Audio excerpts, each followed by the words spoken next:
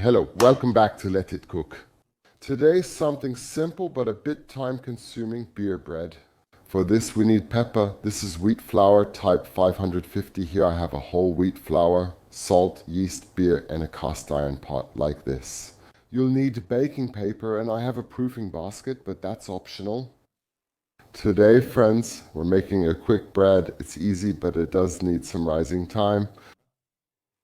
I have two different types of flour here. Basically, you can use whatever flour you want, but for the main flour, the one you use a bit more of, I would always recommend using a strong bread flour.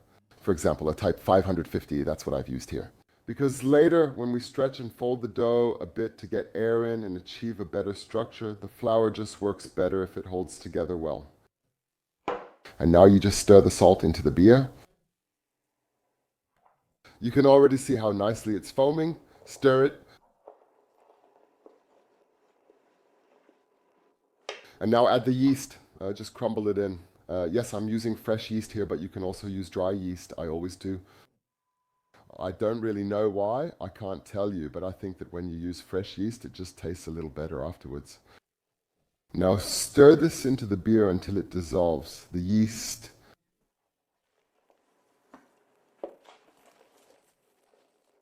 Basically, when you're baking yeast bread, the longer you let the dough rise, the better the flavor will be. Yes, if you've ever tried baking my focaccia, it has relatively long fermentation times, even overnight in the fridge. The slower and cooler you let it ferment, sometimes it really ferments, the more harmonious the flavor will be in the end. Today we're making a quick bread since we don't have much time. We want to eat it right after, and I also want to show it to you later.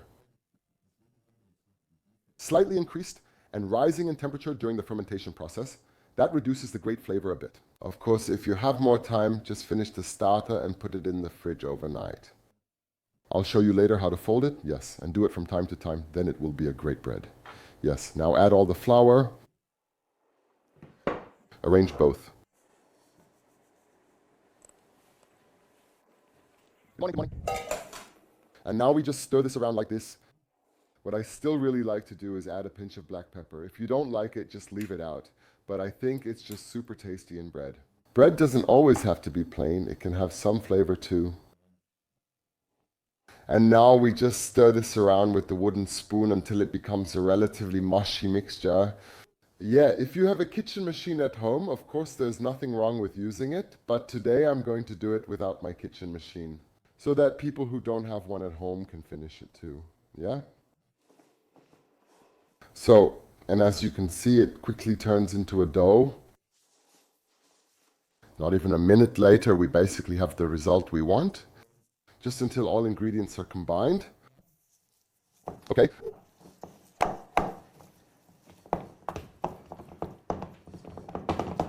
When it looks like this, it's already great. Sprinkle some flour on top, cover with a cloth, and let it rise at room temperature for 2 hours. And then I'll show you how to fold it. We'll do a little preparation for later. You just take a piece of baking paper and cut off the corners a little bit. That's it. It should be mostly round. It doesn't need to be perfect. This helps prevent wrinkles in the pot later.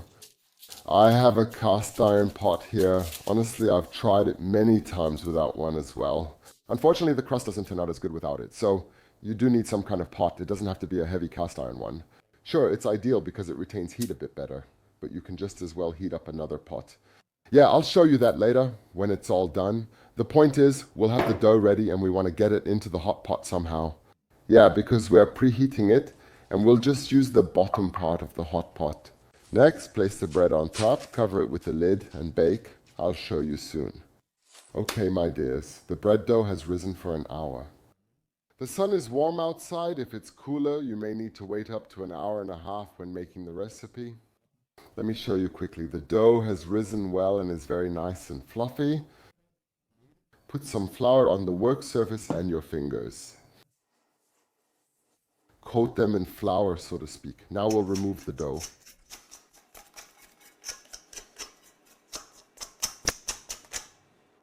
Put it on here and now use your floured fingers to keep pulling the dough like this and fold it inward. Yes, pull and fold it inward.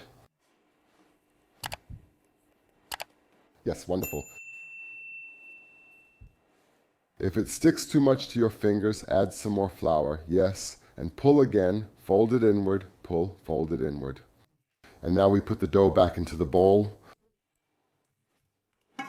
Put some more flour in as well so it doesn't stick to you. And let it rise again for another hour. Let it rise once more. You only need to stretch it once. That's enough. But the more often you repeat this, the nicer the structure will be and the prettier bubbles you'll have in the bread later. Yeah, so if you do it twice, I think that's pretty good. 45 minutes later, the dough has risen nicely. It's an incredible summer day, so it rose faster. Now we'll do that folding again, the one I showed you earlier. You can see the dough now has a much different structure with many more bubbles. Again, cover your hands with flour, pull the dough from the outside to the inside and fold it together. Careful guys, we definitely want to keep the air in. Do you see these bubbles that are appearing? That's exactly what we want. Yes, that's what we want. And now we're going to grind it a bit so that it becomes a nice round sphere. You just use your hands and keep sliding them under the dough like this until it forms a sphere. Now I have a proofing basket here and we're just going to sprinkle a bit of flour onto the cloth. If you don't have that, just use a regular bowl. No need for anything special. I'm only using this because I have it. And now we'll put the dough in here and let it rise one last time. Well, since the yeast has already started working here, another 30 to 35 minutes, then it will rise nicely. Meanwhile, we'll preheat the oven to full power at 250 degrees and put this cast iron pot inside. Or use your other pot and heat it until it's very hot. See you soon.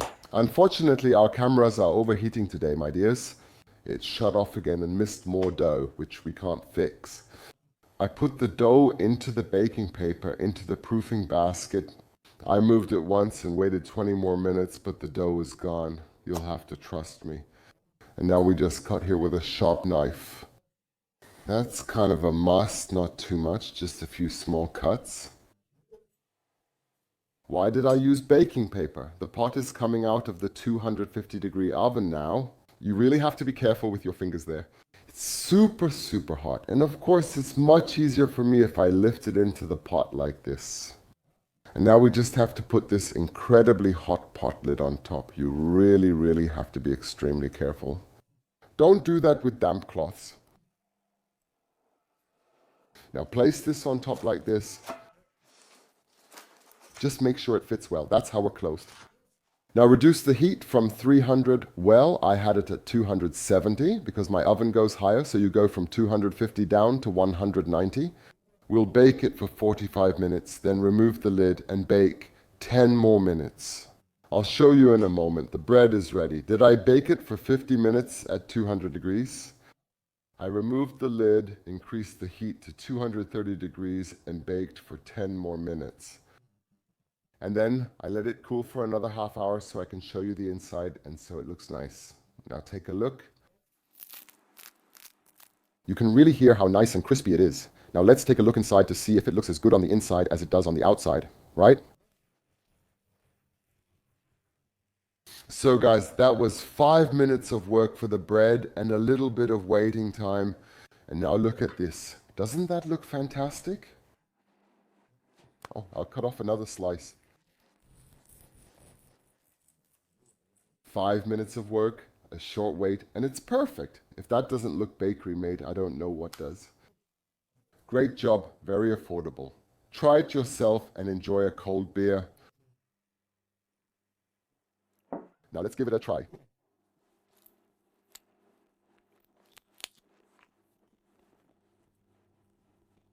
I think you can hear it.